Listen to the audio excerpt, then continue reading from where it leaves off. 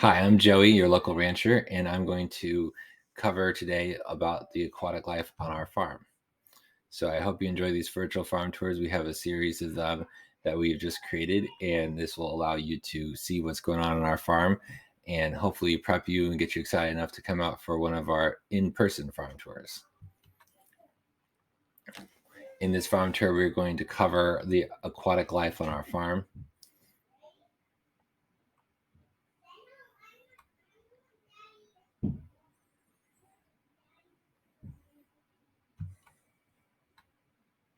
So we have three major water catchment systems on our farm.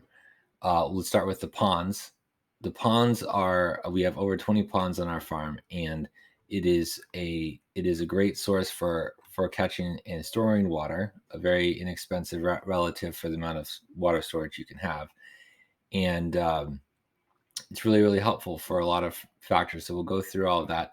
But what fills up our ponds are swales. So swales are these long ditches that are flat, and the water sheds off the landscape and goes into the ditches, and it spreads out because the swales are flat, and then the water will travel along those swales until it gets into a pond, in which case it pours into the ponds. That's kind of how the ponds fill up from the swale water. And the swales, they're catching the water from the large rain events, which we get some really massive rain events every year. But the primary purpose of the swale is also to soak it into the soil, which is actually the largest form of water storage we have on our farm. This is because 8 pounds of 1 pound of soil can hold 8 pounds of water, and so with the total amount of soil on our farm, by getting that soil saturated, it's able to hold on to that moisture well into the summer months, which is what keeps the land growing and not turning into a desert. So that water retention is extremely important, and the swales help us to get better water retention in the soil, which is our primary water storage.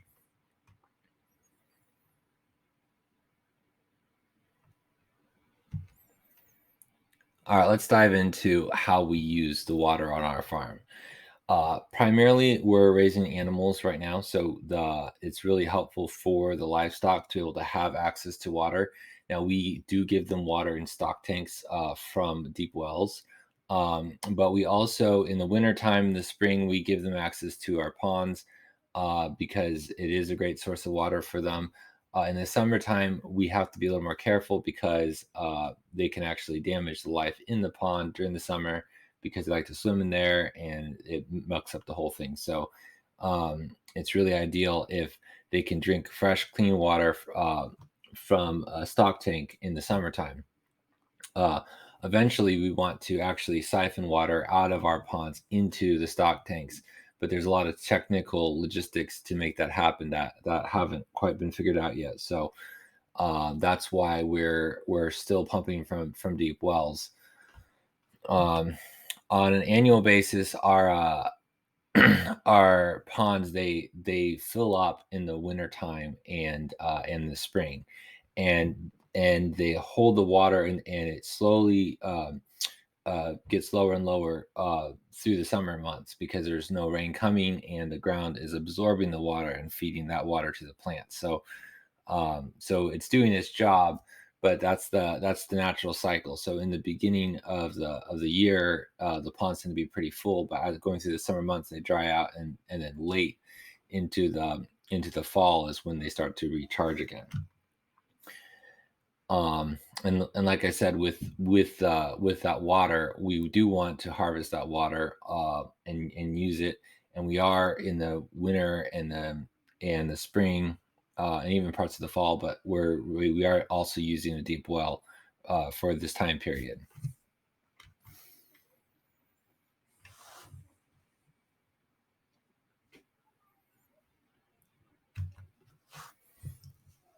All right, so I wanted to share some of the benefits of having these water catchment and storage solutions on our farm.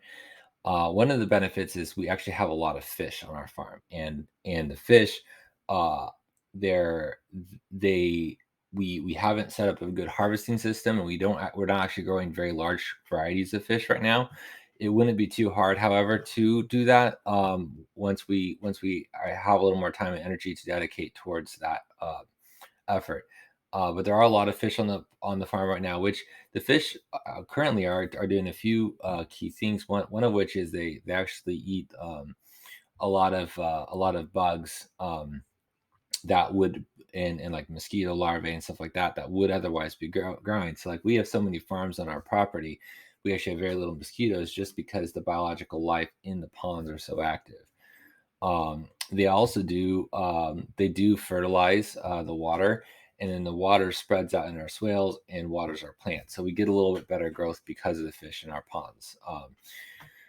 But yeah, the bigger deal for us right now is just irrigation. You know, being able to take water out of the taking water that we get in these big, huge rain events, where most of that water would just run off the property and be completely gone. Um, we're able to slow that water down and spread it out throughout the early summer months to be able to kind of get a good growth period for our animals, so that way they can have enough feed. We don't need to feed them hay or anything during the summer months because everything continues to grow.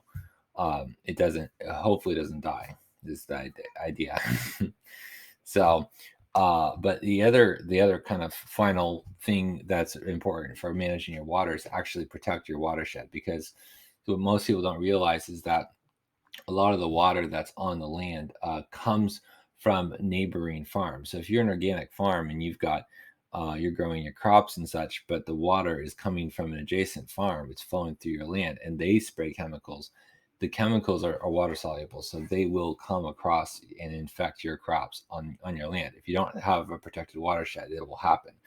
Um, the other thing too is that when it rains and the water flows across the landscape, the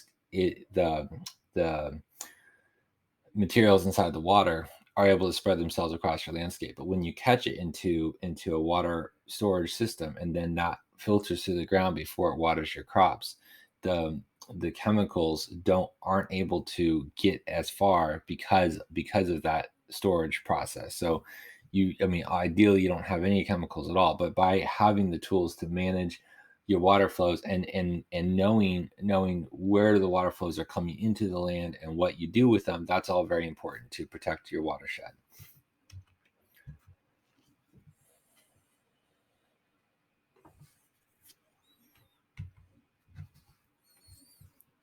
The life in the soil is probably the thing that got me into this more than anything, and that's because it's so fascinating. Life in the soil completely parallels human life in the body, and one thing that we all benefit from is water. And so the but one of the interesting about the water storage throughout the land is that it's not just benefiting the cattle and the pasture, it's also benefiting just this huge diversity of species. Particularly birds are huge because we've got all these birds that benefit from the life caused by this crossover between the pasture and the water, the ponds. Like there's an explosion of life and different types of life around on the farm. And so the land is actually benefiting from these different forms of life kind of cooperating, and creates a synergy, a web, if you will. And so by having more, by being able to support more life through having access to water, the life cycles are just enormous on our land. Another benefit to us with this is having a really good stabilized annual growth. I already talked about that a little bit, but the idea of being able to produce all throughout the year and not just in the spring when we have plenty of rain is very important. And so that's part of our goal with being able to catch and store water. And now the other thing too to remember is that where we live, you know, if we're able to heal that land on a broad scale, then future generations will be able to use that land in a much more usable way. See, what happens is that with conventional agriculture, you start with really good land, and slowly it deteriorates with use. What we're doing is we're doing the opposite. We're slowly healing the land. And so then that way, when when a homestead wants to use it for a garden or for something that's more intense, they're able to benefit from the many years of increased fertility that happened by the farm use. And so so on our farm, we run the animals, and it's on my family's joint piece of land. And so over time, more houses we built, more gardens we be put in place, and so it benefits everybody by having a more long-term usable soil by making the soil healthier over time. So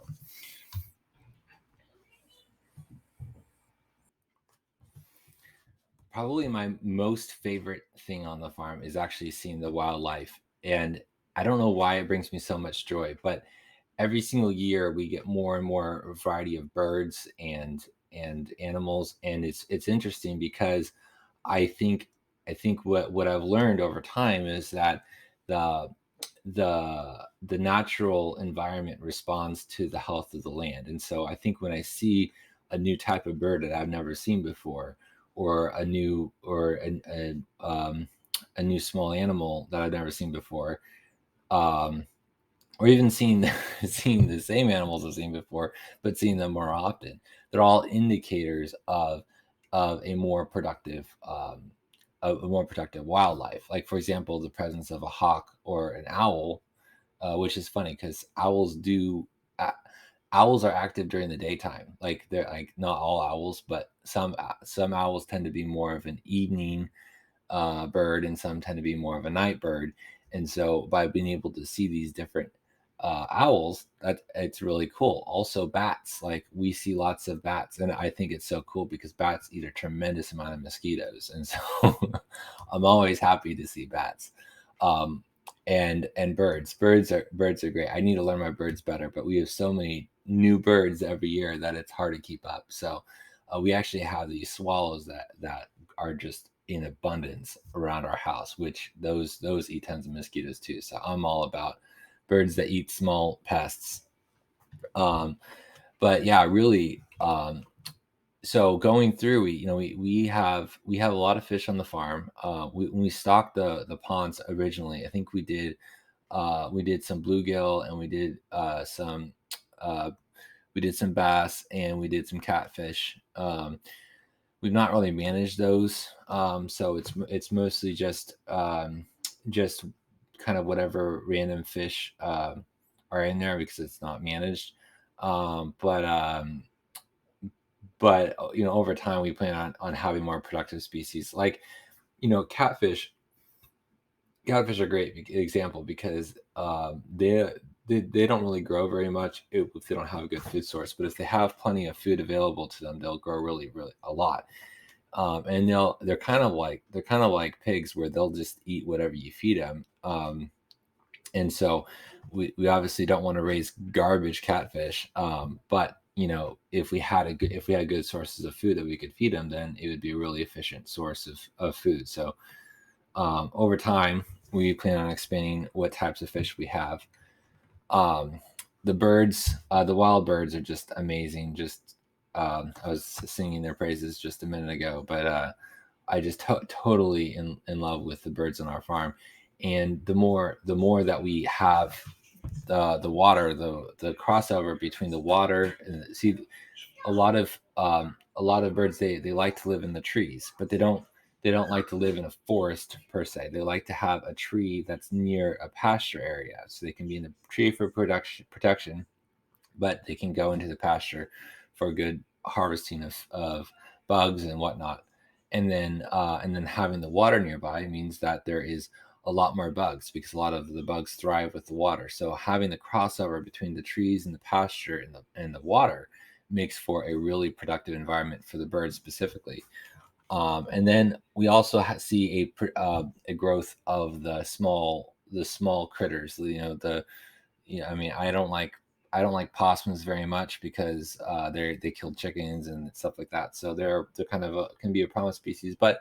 But you see more possums, you see more raccoons and skunks, and you see um, just the growth of mean, armadillos are crazy out here, and turtles. We have lots of turtles. So like, there's just a lot of like living species, and I know that they wouldn't be able to exist very well were it not for all of the water sources and abundant wildlife kind of care resources that we have on our land. And a lot of farms don't see that as a benefit; they see that as a nuisance, which it can be a nuisance for sure. But the thing is that we believe that by having all of these networks and web of animals on actively engaging with our farm and supported by our farm, that they actually make the web of kind of the nutrient flows on our farm much better, and it'll grow the total fertility on our farm over time.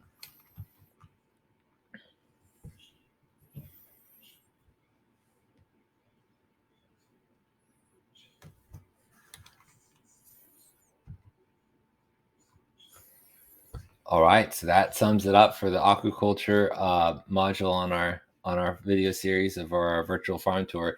And if you want to watch our other videos, just scroll through at the web page, and you'll be able to see the other videos with their titles.